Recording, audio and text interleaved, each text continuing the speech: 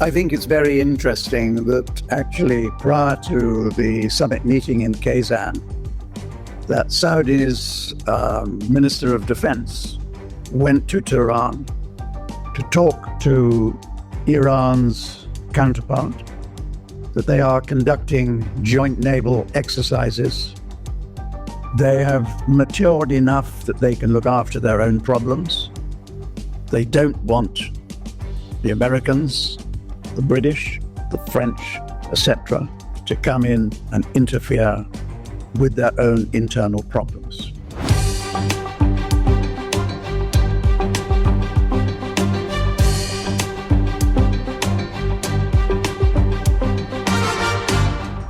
This is Little by Little with Andy Schectman. All right. Good morning, everyone. Back again for another episode of Little by Little. And today I'm thrilled to have Simon Hunt with me. Simon is certainly an expert on the BRICS. And as most of you know who have been following me for a while, that has kind of been my point of interest, my point of focus for quite some time, really for over 4 years. And it's refreshing to be able to speak with someone about BRICS. Most of the videos I've done on Little by Little have been everything but BRICS. And I'm excited to have this conversation with Simon. Let me just silence that for a moment.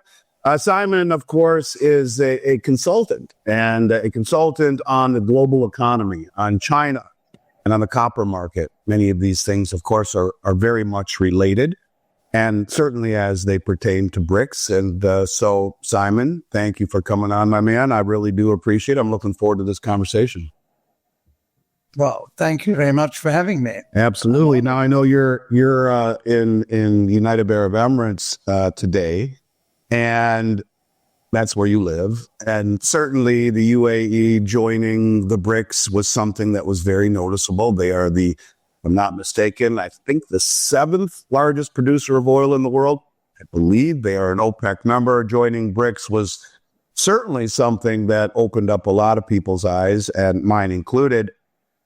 And what I want to talk with you about has a lot to do, first question anyway, with the United Arab Emirates. We'll get to that in a moment. But I want to talk about what happened at the BRICS meeting, and the big BRICS meeting in Kazan, which I know you're very familiar with, where 37% of the global economy was represented, where 47 countries, 26 who had formally applied, 21 who had expressed interest and applied, attended, along with 13 new nations, including, and these would be partner countries, not fully integrated yet, but partner countries, I think you could say as an observation partner, or as a country that is very close to applying for full membership, and those would be Algeria, Belarus, Bolivia, Cuba, Indonesia, Kazakhstan, Malaysia, Nigeria, Thailand, Turkey, a big one, NATO member, Uganda, Uzbekistan, and Vietnam. The tide or the trend is increasing, regardless of what the people who are recency and normalcy biased in the West will say. The trend is certainly increasing. Now, before I ask you the question, and this one's going to have a little bit of a lead time to it. I'm gonna have to set the stage, so forgive me. But I want people to understand, and maybe you could reflect in the way that the United Arab Emirates is thinking about what I'm about to ask you. But I think it is one of the dirtiest things I've ever seen. I think what happened at the big BRICS meeting, or just before it, is something that is right out of a James Bond movie. Now, I know I'm setting the stage here, and you're probably thinking, what the hell is he talking about? I look at it as one of the most how can I say this? I don't know. Underhanded things, espionage related. And that's why I say right out of a James Bond movie. So let me set the stage a little bit. I probably shouldn't play with my glasses, because this is what happens. And that's not a good thing. So now I'm kind of screwed for the rest of the interview, but we'll just do this, But anyways, so let's go back. we'll go back before this BRICS meeting, and let me set the stage. So there was a meeting in Russia that coincided with the G7 meeting in Italy. And the Saudis were invited to the G7 meeting, and I'm sure, as you know, they turned down the invitation to go to the meeting in Italy. The G7 instead sent their delegates to the meeting in Novograd, Russia, for the BRICS. And there were several things that came out of this meeting, but I want to focus on two of the things that came out of this meeting. And again, this is a long rampway, if you will, to the question I'm about to ask you, but it's important.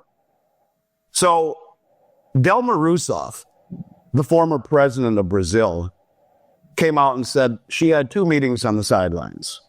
Both with Putin and a man named Sergei Glaziev, who I know you're familiar with.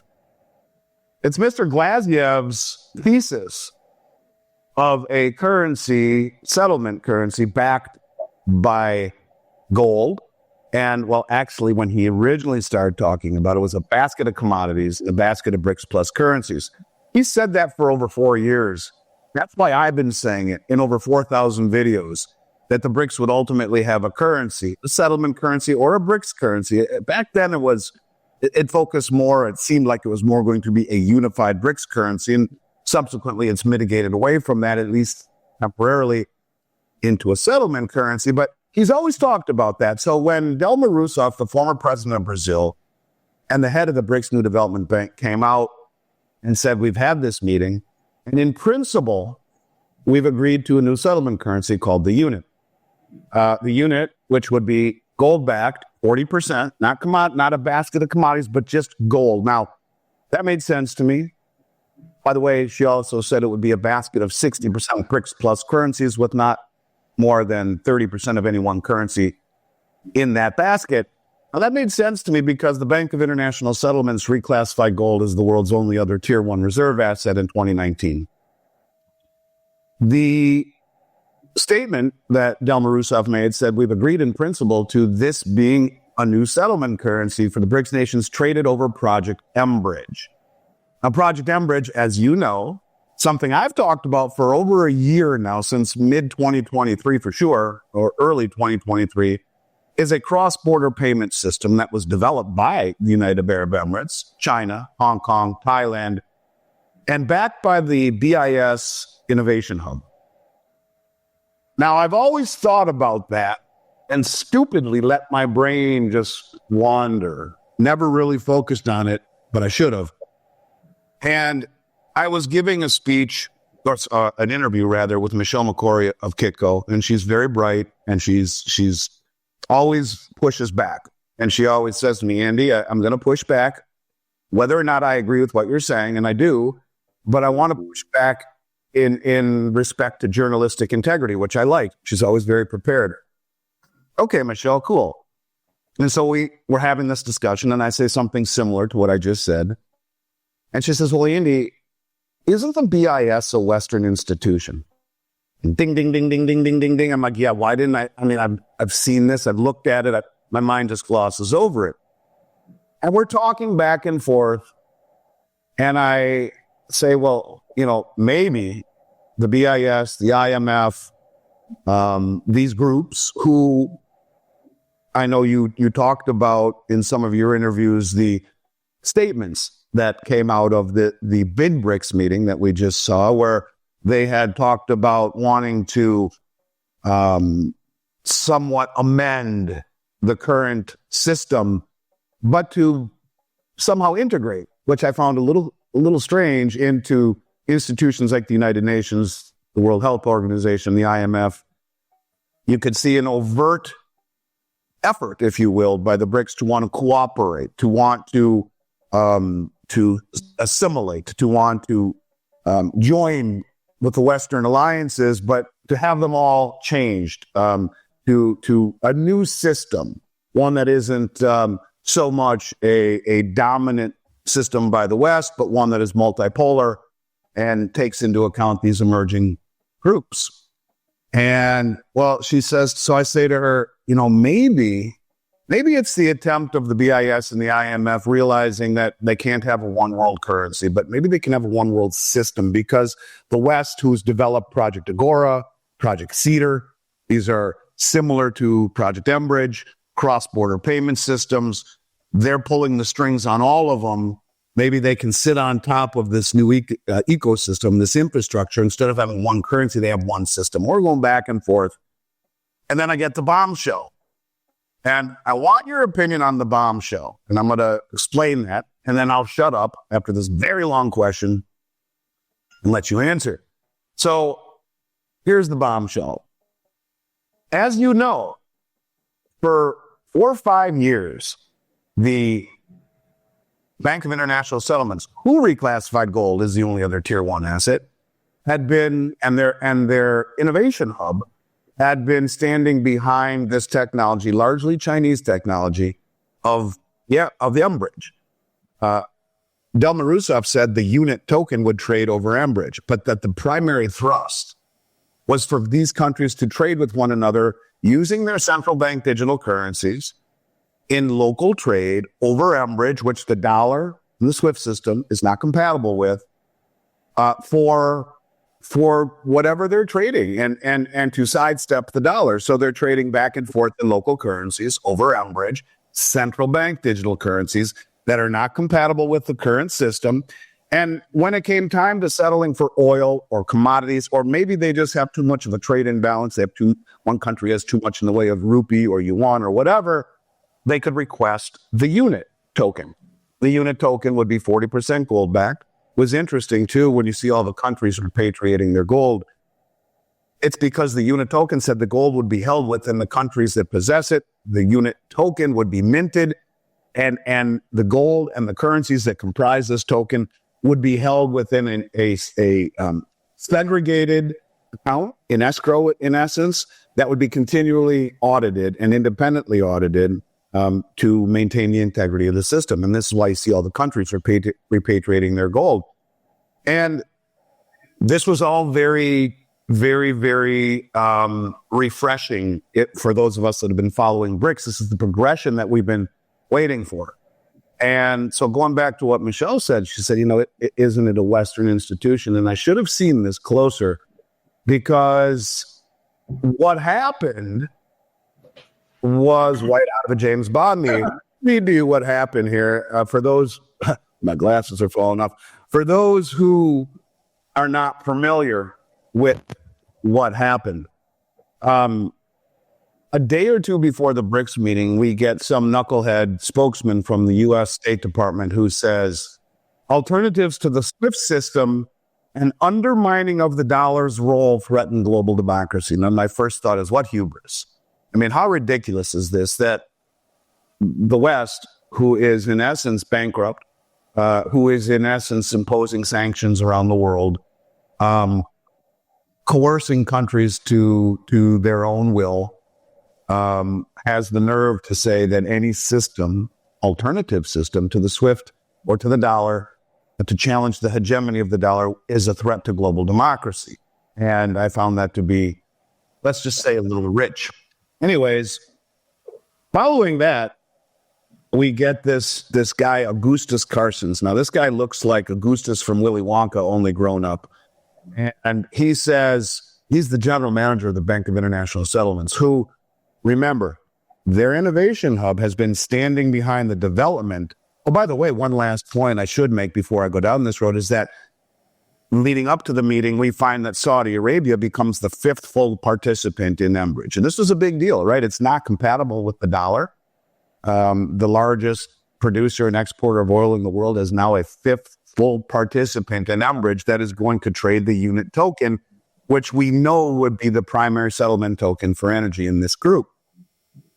Big, big deal. 20 or 30 other observation countries signed up to Enbridge. So it's a growing unit. That's a growing deal. And it was operational, right? In fact, China did 2 trades with the United Arab Emirates in 2023 using digital yuan, one for gold, one for oil.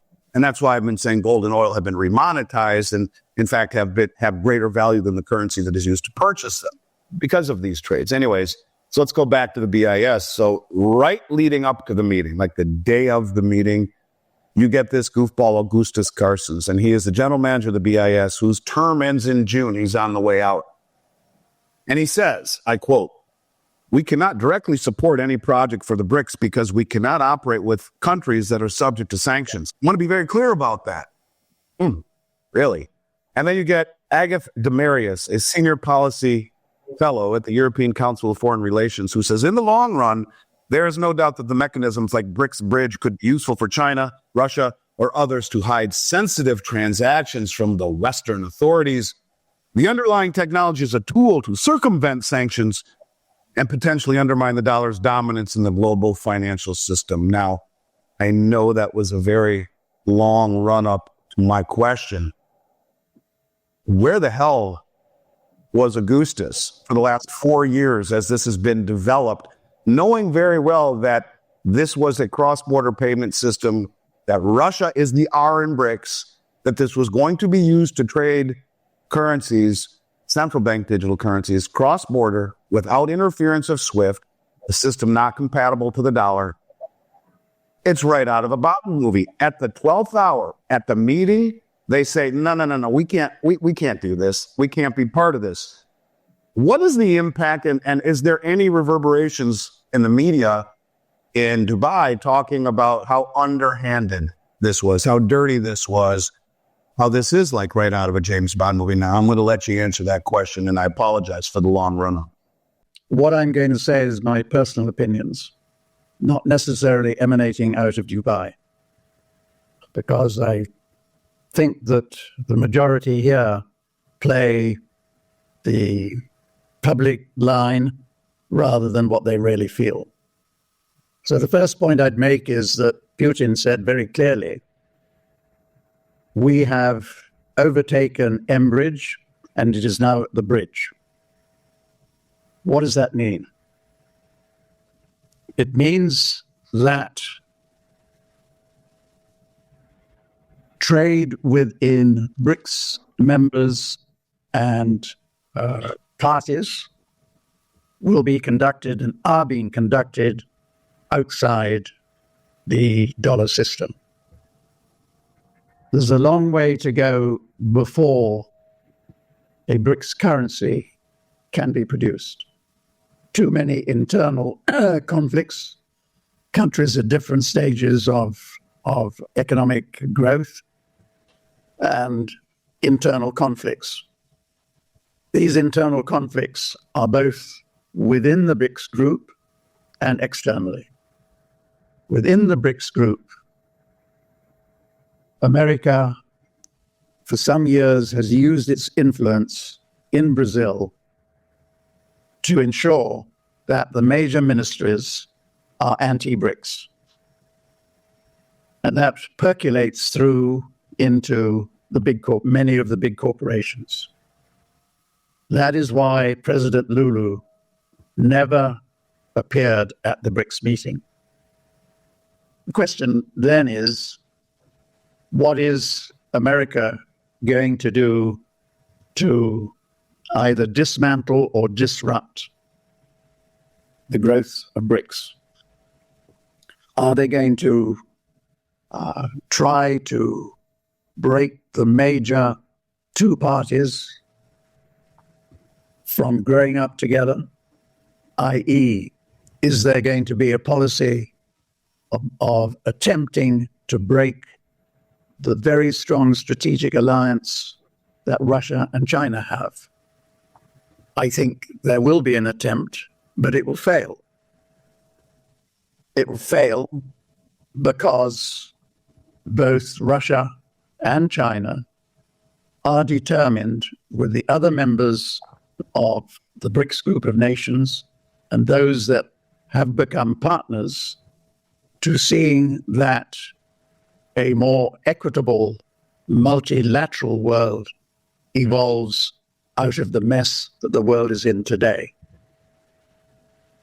How big will be these attempts to break China and Russia? I think they could be quite extensive, but they will fail. Geopolitics comes into this equation in a very big way. Iran is a member of BRICS, a full member of BRICS.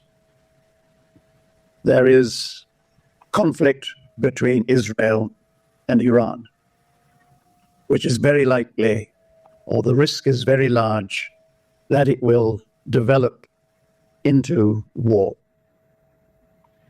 I suspect from what I pieced together that Iran is going to retaliate against Israel in a way that causes destruction, as opposed to the previous two hits on Israel, which were designed to show Israel that Iran can penetrate Israel and America's defenses, which they did show.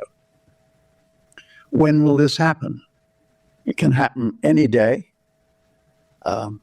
It can happen before inauguration on the 20th of January. But I think it's a very high risk it will happen in 2025. What does that do? Russia and Iran are about to sign a mutual defense treaty. Any day now, it'll be signed in Moscow between the two heads of state. What does that imply? It implies that if Israel attacks Iran, then Russia or Iran has the option of calling on Russia to support them. My guess is they don't have to, because they have been building their defenses for America to attack Iran for the last 20 years. So their missiles are all located in the depths of the earth, spread all over the country.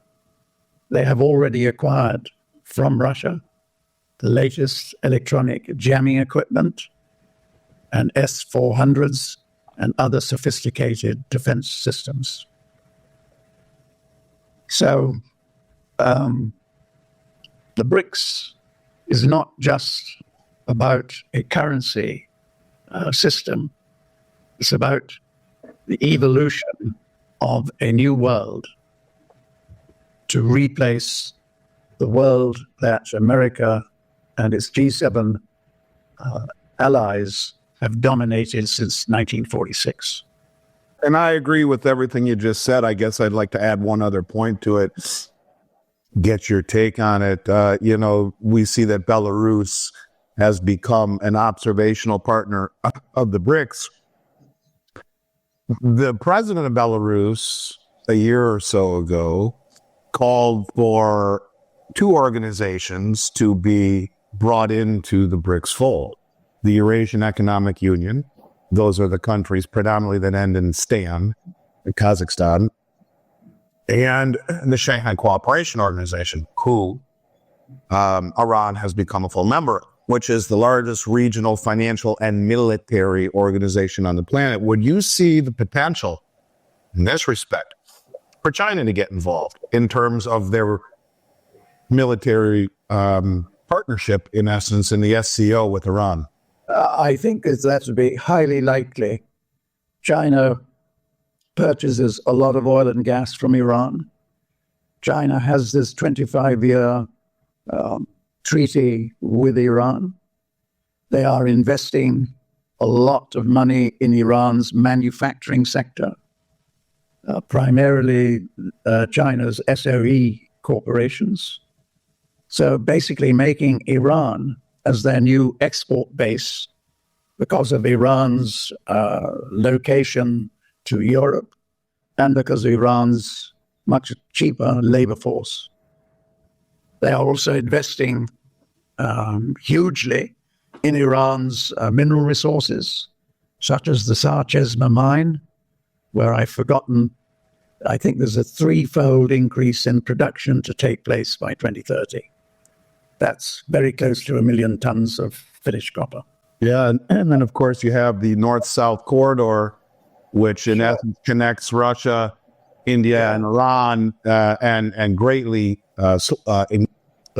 decreases the travel time for these things to be shipped around the globe, which connects and dovetails very nicely with the Belt Road Initiative. And that's kind of what I'm getting at, is all these countries have a vested interest in protecting and standing behind one another. But when you bring into it the largest regional military organization on the planet, on top of a joint military agreement soon to be signed between Russia and Iran, it becomes a little bit concerning. And this is one of the things that I've talked about for a very long time. I mean, as it is now, you could say the BRICS have a larger portion of global GDP, of human population, 3 of the 4 largest nuclear arsenals on the planet, the majority of all the commodities, the trade routes, both on sea and on land, more or less have covered the Straits of Hormuz and the Red Sea. These things are all starting to take shape.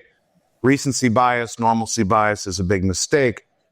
The fact that this takes a long time is why people dismiss it. And the problem in the West is that we think of, in my opinion, instant gratification is certainly not fast enough, where these countries are doing things in a very regimented, methodical fashion.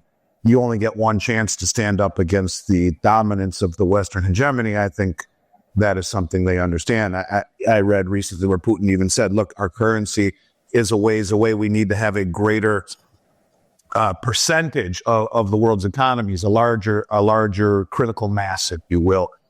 I agree with everything you're saying. And I mean, the logical question then is, his stupid glasses, do you think a return of Trump?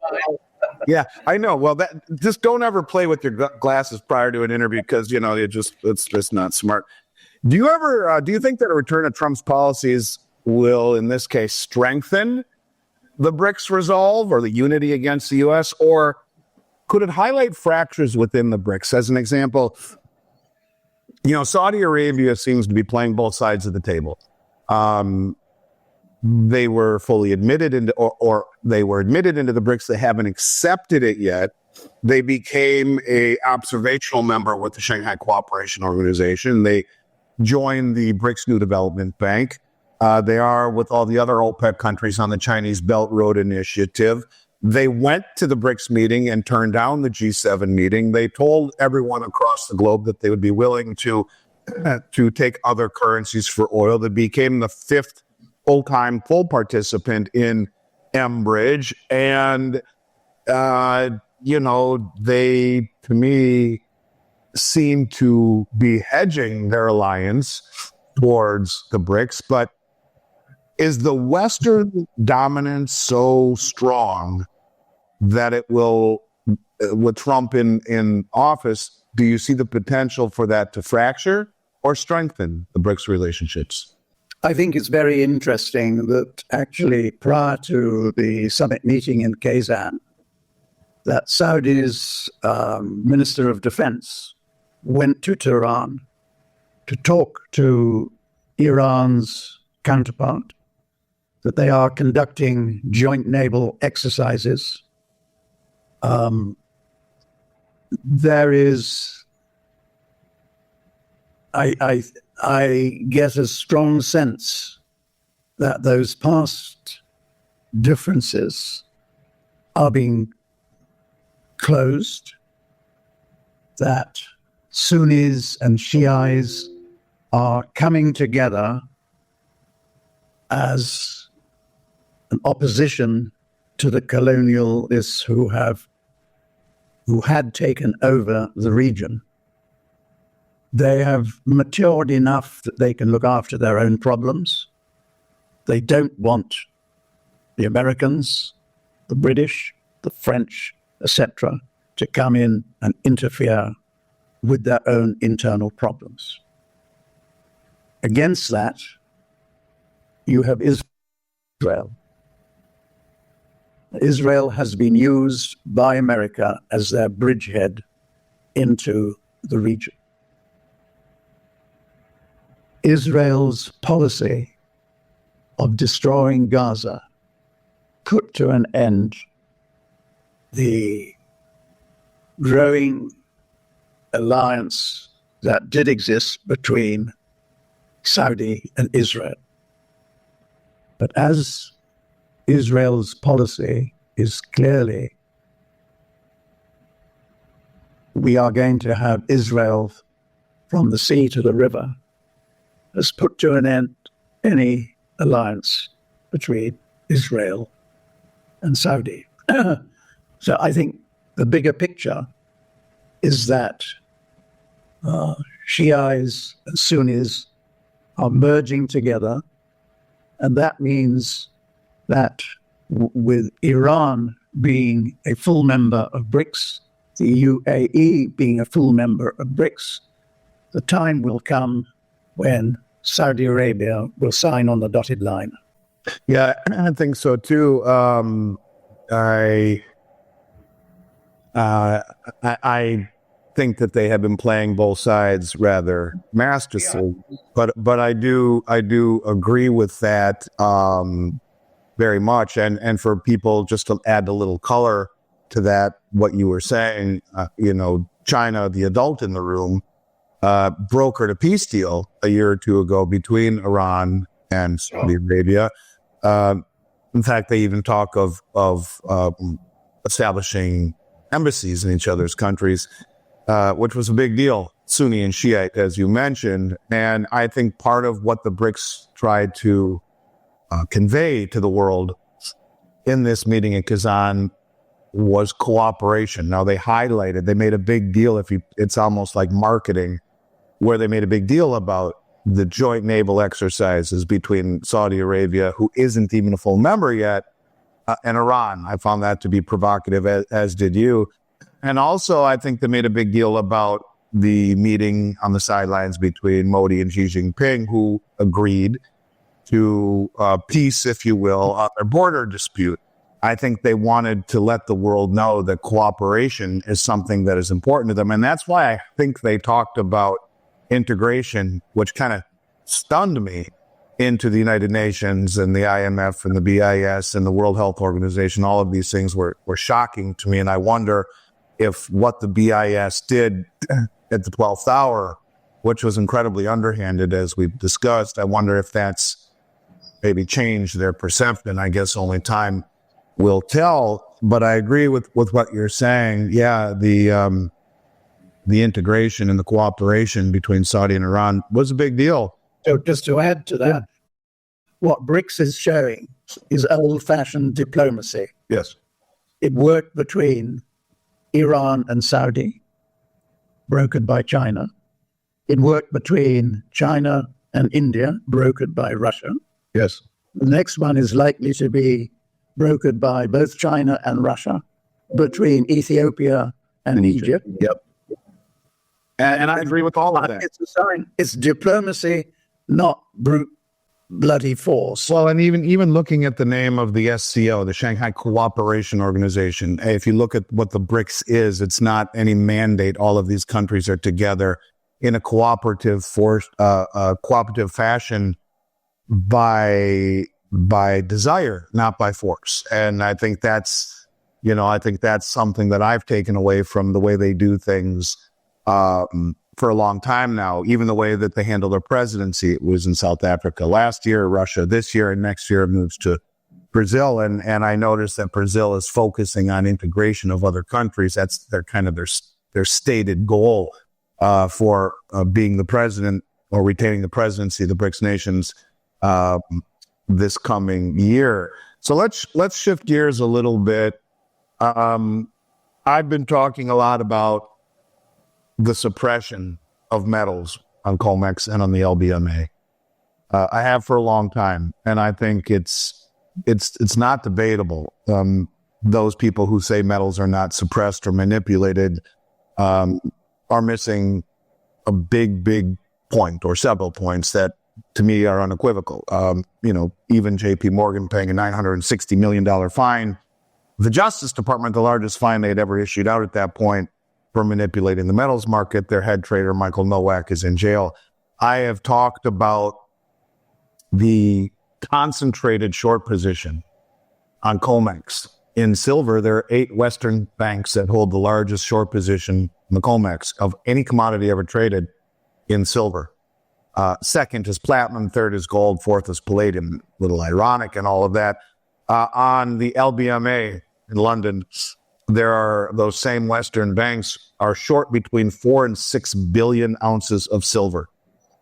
And every single day they're trading 290 million ounces of silver with only a 300 million ounce float. In essence, they're trading all of it, but they even admit that those trades are 10 times understated because they only post the final settlement numbers, which would then mean they're trading 2.9 billion ounces of silver per day, 3.5 times annual global mine supply, about 2 times global mine supply annually for gold. The leverage, these are all naked paper contracts that aren't backed by anything, that are being pushed around by the West. It was originally done to support the illusion of the supremacy of the Western system, the strength of the bond markets, the strength of the currencies, because after all, you can't have these monetary metals going straight up in the face of low interest rate environment. It would betray the narrative of strength of system. So forever, the West has been stepping on the price of gold and silver. Now, there's a lot to be said. I don't want to go off into a tangent, but the military-industrial complex and their need for silver in high-tech weaponry, there's 500 ounces in a Tomahawk cruise missile. There's silver in copious amounts in all of these high-tech weapons, in aerospace, and the stealth bomber, in submarines, and everything. Huge amounts. And the Silver Institute omits military as a function, or as a something they count, if you will, for supply demand numbers. And the Department of Defense used to talk about how much silver they use. They stopped doing that about 15 years ago. There's a great website, silverwars.org. John Little does an amazing job at showing all this in a chronological fashion and very well documented. I've been talking about for a very long time. I think this is the reason you see the Western banks, stupid as it is, suppressing the price of silver to the degree they are, when a country like India has purchased darn well near 900 million ounces of silver over the last 3-4 years, where China, the second largest producer of silver in the world, David Morgan tells me they think they're the first, but they're listed as the second, are now flying all around the globe, buying doré bars, which are crudely refined bars by the miner, and concentrate, a byproduct, and bringing it home to China to refine it. They're already the second largest producer and now a net importer, not a net exporter as they used to be. It's very obvious that gold and silver are very important to these countries. They're the ones who have been accumulating all the gold. But what I'm getting at is that what I believe they have been doing, and I've been very vocal about this, is that for the first time, these countries that many years ago, and you've been going to China for a long time, they used to be third world. They certainly weren't coordinated and motivated and sophisticated enough and wealthy enough to challenge the Western hegemony in terms of setting of prices for commodities. That's changing. And we're seeing huge deliveries coming off of COMEX and the LBMA. And they're all going eastward. That stuff's never coming back. We see $4 an ounce premium to the Western price on silver on the Shanghai Metals Exchange. We've seen the cumulative volume in the last 8 months on the Shanghai Metals Exchange and the Shanghai Futures Exchange go up, 400, 500, 600%, and actually greater than that of the COMEX now. It is the second most heavily traded exchange on the planet. And I think what these countries have been doing is exploiting the idiocy of the West, who has been shorting these commodities for other reasons to support the military-industrial complex and their desire to make weapons and send them all over the world, or the strength of the bond market and the Western system in terms of gold. And they realize that this is a way for them to beat the West without firing missiles. I'd point to the fact that they talk about the BRICS grain exchange and the BRICS metals exchange in this meeting in Kazan, which where my question is going with this. But they've been talking about the grain exchange for a long time. And one of the gentlemen who was involved with bringing this to the fold said, look, all the commodities, we produce more wheat than the West does. We consume more, yet all of the prices are controlled on COMEX. We have no ability to control prices, but that will change when the BRICS grain exchange comes to the fold. In other words, they know what we're doing with the world's commodities. And they know that we control the price, and we have the ability to make oil negative 40 a barrel like we saw in 2020. the tail wagging the dog. We can suppress the price of silver. So they say, thank you.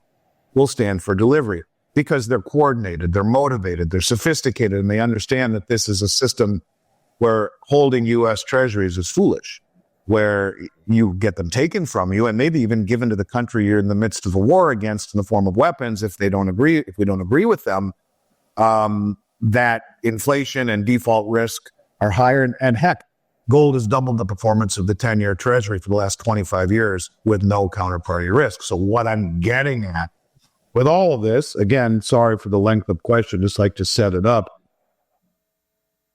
Do you believe that the BRICS global commodities pricing mechanism will challenge the prices of the Western-dominated exchanges? In other words, they're talking about a precious metals exchange, a BRICS precious metals exchange. Specifically, Putin said to challenge the Western prices. We hear about the grain exchange. They're already selling oil in other currencies. Do you believe ultimately that their goal, if we were in a room with them, a fly on the wall, is to bleed dry these strategic commodities using the stupidity of the Western suppression, but to, at some point, once they have rendered the West as a scam, a fractional scam, a Ponzi scheme, whether it be a failure delivery or a force majeure, do you believe that at that point we see a global shift into transparency, into the BRICS nations setting the price of world commodities? And one last point before you answer, you look at, for example, I mentioned on the LBMA or on COMEX, the COMEX is 17 or 1800% rehypothecated in the silver market, meaning 17 or 18 people own the same contract. If they all stand for delivery, if lucky, one gets settled, the rest get cash. If they're lucky, the whole system blows up potentially. On the LBMA, the amount of naked shorting is ridiculous. It's huge. When you buy a silver bar on the Shanghai Gold Exchange, you have to buy it from one of the approved refineries, who then laser etches a serial number that is attached to one certificate. What I'm getting at is that, do you believe that they are going to try and, at some point, control the pricing mechanisms of all of the world's commodities after exposing the Western system as being a fraud? That is a huge, huge question.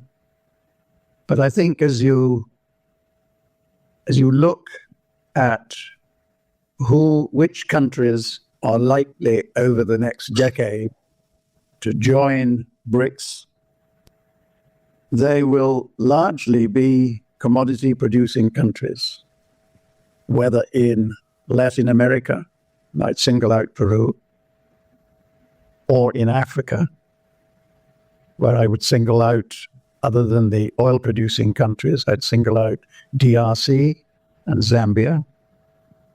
I think within a decade, first of all, a producer sells his output for dollars. What has the dollar done since, say, 1980? It's now worth 23 cents. So the profits that have come into commodity-producing countries have really been illusionary. By the time we get, in 10 years or so's time, a large proportion of the base metals and energy will be produced in BRICS countries. I agree. Therefore, are they going to accept dollars in payment? No. I agree. They will have learned their lesson.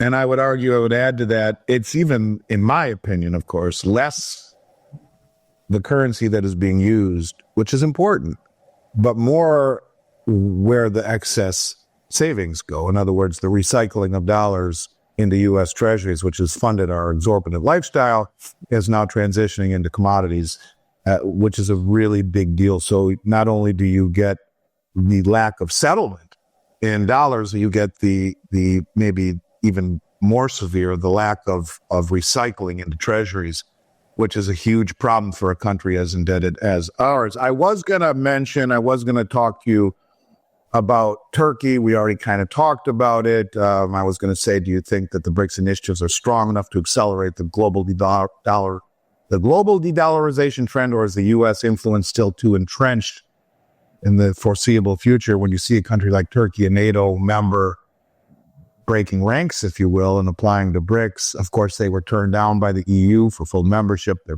pissed off. We'll join BRICS. I'm going to skip that question because we've largely talked about it, but just to highlight for people to think about, the fact that Turkey is formally requested to join the BRICS is something that we should all keep an eye on. But I want to focus a little bit more upon Japan for a moment. I have 2 questions left. We've already been talking for almost an hour, and out of respect for your time, it's getting late in Dubai. Just 2 more questions, and I really do appreciate you coming on, Simon, very, very much. So I've read that Japan is concerned that the Southeast nations appear to be leaning towards a bloc primarily influenced by China and Russia. Thailand and Malaysia have both applied for BRICS memberships. These were our countries that are all in the same area and have now seemed to shift their alliance towards China and the BRICS countries. And I think that's concerning Japan quite a bit. People like Jim Willey, who I respect as someone who gets information before many people do, has for over a year now said that Japan would ultimately join the BRICS. And I had a hard time rationalizing that, but let me now tell you what I've heard. And I find that this is very interesting. I'd like your take on it. So Takashi Kawakami, the principal foreign policy advisor to the Japanese prime minister, says now that Trump has won the presidential election, it will be an opportunity for Japan to finally become independent. He said that given Trump's America First mantra, he will have little interest in U.S.-Japan or U.S.-South Korea relations, and as a result, Japan will have to conduct its own foreign policy, here's where it's interesting, and find a skillful way to manage the power balance with China, Russia, and North Korea. I find it interesting. He mentions those countries. This should be a golden opportunity for Japan. We can take back the initiative and become a truly independent country. Kawakami also expressed frustration that 85% of Japan's skies are in effect America's skies. A large portion of the airspace has been reserved for the exclusive use of American forces since the end of World War II, and that U.S. military bases account for a substantial acreage of land too, a status quo he called abnormal. What do you think about that? Is Japan breaking ranks too? Do you think ultimately that they would, where it becomes every man or woman for themselves, do you think that they would maybe move over towards the BRICS? Or is that something that still we're ways away from? Wow. Let me add another comment to what you've just said. There's a big risk that Japan will mandate the repatriation of all their overseas capital. If that happens, then your scenario will come right. Yeah, I agree. And at some point, they have to protect their own currency, right? They have to protect their own country first. Yeah. And again, it's like the Middle East. Time is approaching when they don't want to be dominated by America. You only have to look at the size of the American embassy in Tokyo to realize just how much of an influence America has over Japanese policy. Yeah, and I agree. I think there comes a time where people say enough is enough. I think people in this country would understand it if we had foreign military bases in many of the cities and states in the United States. It's a strange thing to comprehend that we have military bases, hundreds of them all around the world in other countries, and that's just okay. But it wouldn't be okay with people in Texas or Oklahoma or any of these states where nationalism, pride, patriotism run deep. I would understand that. So, anyways, I just thought that would be an interesting talking point for people also to think about. Last question, my man. I know we've covered a lot today on the future of the BRICS and the global markets, the potential shifts in power, all of that stuff we've covered. You got any final thoughts for people or key takeaways you'd like to leave with our audience as they consider the future of the global economy? And then I'll ask you, how can people find out more about you? But final thoughts. Are there any key takeaways you'd like to leave people with as they consider the future power play? The concluding comment, which you have alluded to very strongly, is that gold has been moving from the west to the east. What people don't appreciate is the size of gold that China actually owns. That I agree with, by the way. I don't mean to interrupt you, but Alistair McLeod will tell you that they have close to 40,000 metric tons when they only tell us they have about 2,500. I completely agree with you on that. Well, China's citizens own something of the order of 25,000 tons, which has been bought off the Shanghai Gold Exchange since its inception.